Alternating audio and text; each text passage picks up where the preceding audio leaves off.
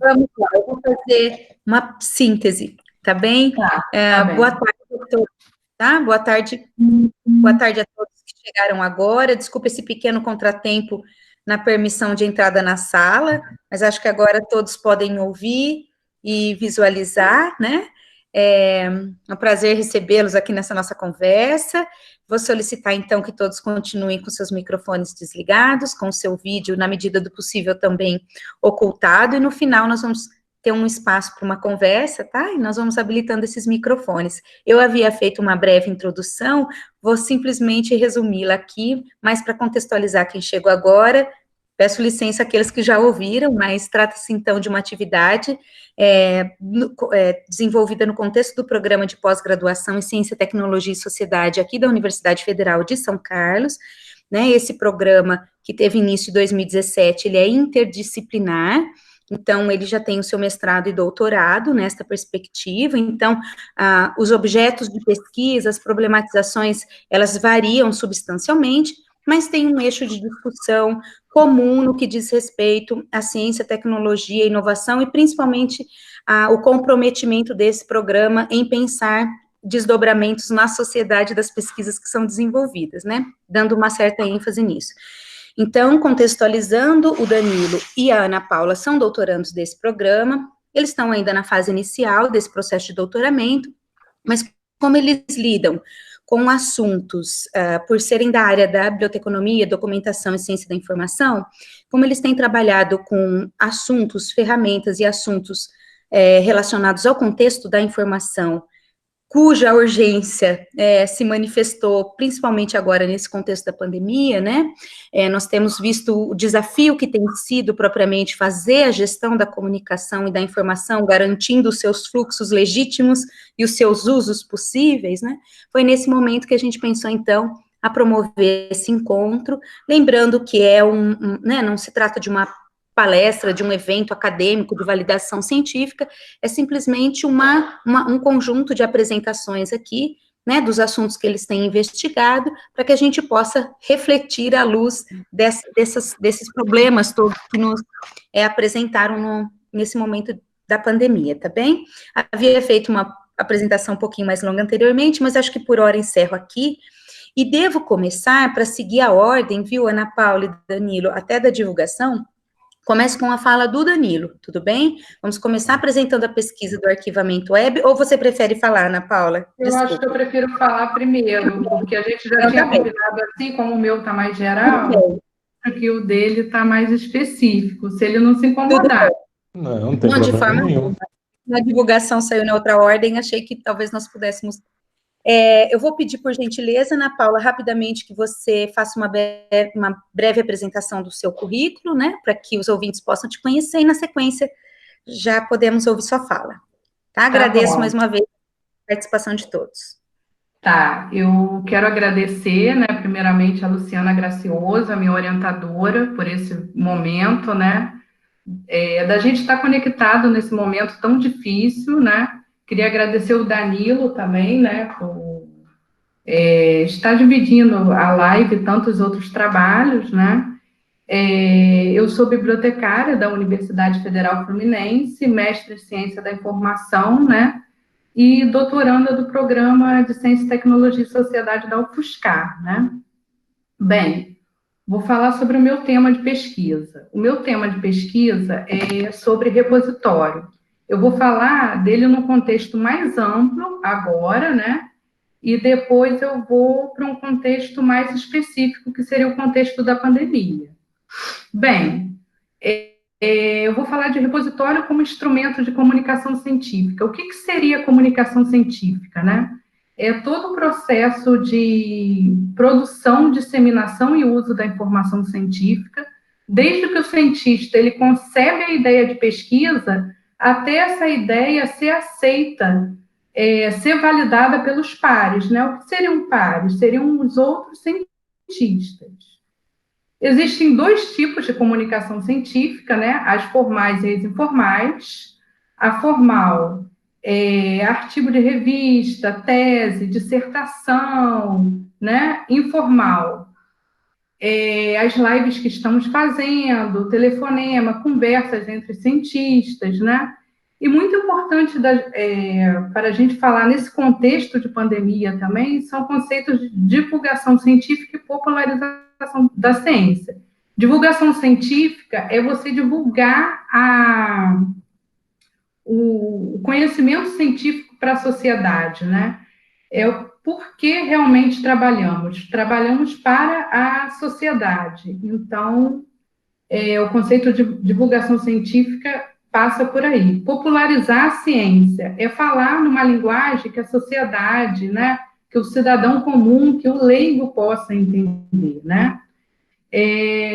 Então, eu acho que o meu tema vai muito por aí.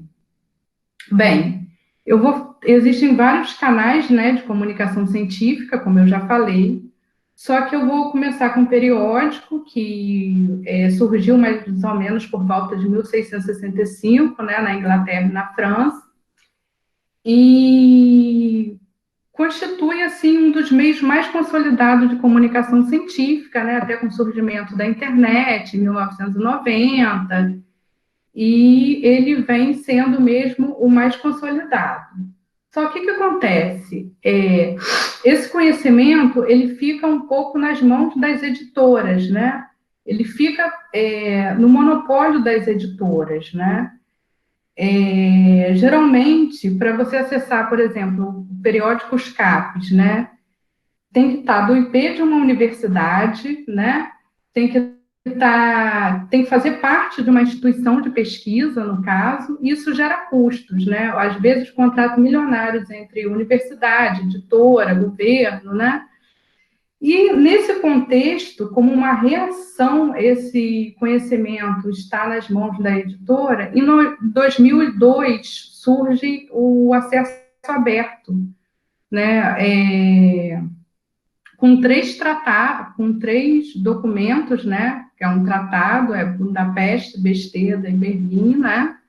É o movimento de livre acesso à informação científica, que a informação deve ser livre de barreira, livre de custo, livre de tudo, né? Ela deve ser acessível, só que a gente ainda tem uma luta aí, né? Entre o conhecimento aberto e o conhecimento fechado, né? Em 2005, o IBICT, Instituto Brasileiro de Ciência e Tecnologia, do Rio de Janeiro, ele lança o Manifesto Brasileiro de Movimento do Acesso Aberto, né? E nesse contexto começa a surgir os repositórios, né? Bem, o que vem a ser um repositório? Repositório, ele, num conceito bem amplo, ele nada mais é que uma biblioteca digital, uma biblioteca virtual, né? Principalmente o conceito de biblioteca digital. Ele armazena, arquiva, divulga e preserva a documentação, né? O material digital. O repositório institucional, ele geralmente tem que estar atrelado à produção científica de uma universidade, né? Ele tem que conter materiais da universidade, principalmente aqueles materiais financiados pelas agências de fomento, né? As pesquisas, eu falo material, mas eu me refiro à pesquisa, né? Nesse contexto da pandemia, surge um tipo de repositório, né, muito, assim, novo, né, que seria os repositórios de pré-print, que são repositórios que ainda não foram avaliados pelos pares, né, então é bem interessante, né. Agora, nesse contexto também, o portal periódicos Capes, grandes editoras, como Elsevier, Science Direct, ele abre o acesso, né, para os periódicos científicos sobre Covid, mas esse acesso aberto, ele pode ser temporário, só no período do Covid, depois o acesso pode voltar a ser fechado, né, uma grande discussão que a gente tem ainda hoje é o movimento de acesso aberto. A ciência, ela tem que ser aberta, ela tem que ser acessível a todos, né. Houve uma aceleração nesse contexto de pandemia da comunicação científica, sem dúvida, né? A gente pode ver, por esses repositórios de pré-print, né, que é um material que não é avaliado pelos pares ainda, a decisão é do editor, se ele vai mesmo para o repositório ou não, né? Uma coisa interessante também que eu descobri essa semana é que as pesquisas sobre Covid, toda pesquisa que envolve humanos, ela tem que passar pelo CEP, que é a Comissão Ética em Pesquisa. E cada universidade ela tem um CEP. A UF tem um CEP, a UFRJ, a UFSCar. Então, agora, nesse momento do Covid, as pesquisas que envolvem humanos, elas não passam mais pelo CEP, né? E vão direto para o CONEP, que é a Comissão Nacional de Ética em Pesquisa. Então, ele perde esse primeiro trâmite e a comunicação científica aí, ela é bem rápida, né? Ela tem que salvar vidas e esse processo, cada vez mais, ele é acelerado. Eu peguei até alguns exemplos de repositórios, assim, de pré-prints, né? Eu acho que o IBICT, que é pré-prints pronto, ibict.br, o Cielo também, Cielo pré-print, né? Nesse contexto também agora que as bibliotecas, os museus, né, arquivos, encontros fechados, as bibliotecas também elas estão botando todo o material sobre Covid, por exemplo, da UFSCar, da Universidade Federal de Santa Catarina, né? Ele já tem o material todo sobre Covid. A Fiocruz também, ela tem diretório sobre Covid, né? Tem muitos materiais, assim, interessantes. E eu acho que a minha contribuição de pesquisa é essa mesmo, né? Por exemplo, desde do primeiro registro do Covid, né, em 31 de dezembro, na China, agora em 2019, temos mais ou menos 2.000 artigos de periódicos na CAPES. Então, esse processo de comunicação científica está muito rápido, né? E agora eu quero dizer também da importância do acesso aberto, né? Da grande importância do acesso aberto nesse momento de pandemia. Eu acho que a minha reflexão inicial foi mais essa, né? Agora eu vou deixar a palavra com o Danilo. Olá, boa tarde a todos. Bom, eu sou bibliotecário, tá? Formado pela Universidade Federal de São Carlos. Sou mestre pelo programa CTS aqui da UFSCar e atualmente sou doutorando, conforme a professora Luciana afirmou aí no começo da live. Na minha graduação eu trabalhei com preservação digital e no mestrado eu enfoquei padrões de metadados, né? E agora no doutorado eu estou focando o arquivamento da web, né? Que basicamente também é conhecido como a preservação de recursos da web, né? Da informação produzida ou publicada na web, né? Abrangendo desde websites, redes sociais e assim por diante.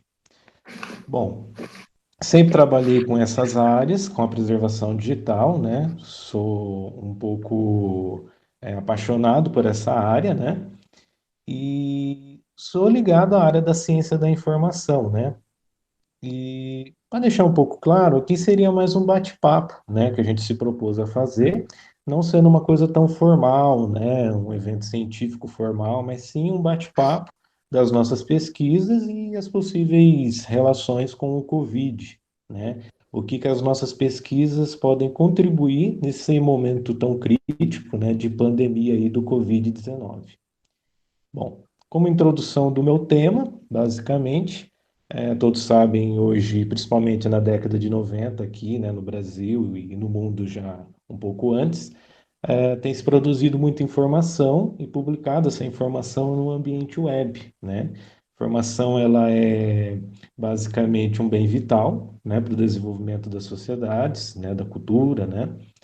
E desde a década de 90, lá com a criação da web por Tim Berners-Lee, em 89, anos 90, né, tem se produzido, disseminado, né, bastante informação na web. Em reconhecimento a isso, né, muitas organizações, instituições têm se focado a preservar essas informações, né? E o grande